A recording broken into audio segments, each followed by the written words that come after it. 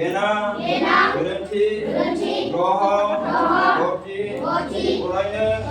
bersyukur, diablah, dibayar, bersyukur, beda, lima, dadeng, Allah, tubuh, naini, diri, bima, bersucia, bimani, diri, jengni, gurua,